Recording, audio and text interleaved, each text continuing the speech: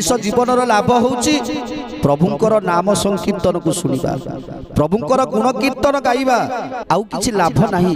एकमात्र लाभ होउची जदि आमे गोविंद को भाव करिबा जदि विष्णुकर नाम को स्मरण करिबा कहार पर चर्चा पर कीर्ति पर गारिमा भाबिबा को बंद करि दवा। किए कोन कला किए कोन न कला किए कोउटी भूल कला किए कोउटी ठीक कला से सब को न भाबी केवल प्रभु को पादरे लय रखी प्रभु को कथा चिंतन करी आमे जदि आम कर्म पथरे आगे जीवाना ताहले से गोटे होउछि लाभ आउ किछि संसार रे लाभ नाही। लाभ क्षति जदि विचार करा जाए केवल लाभ होउछि गोविंद को पाखरे समर्पण हो जिबा। निर्मल करी बुद्धि मन निरते करिब कीर्तन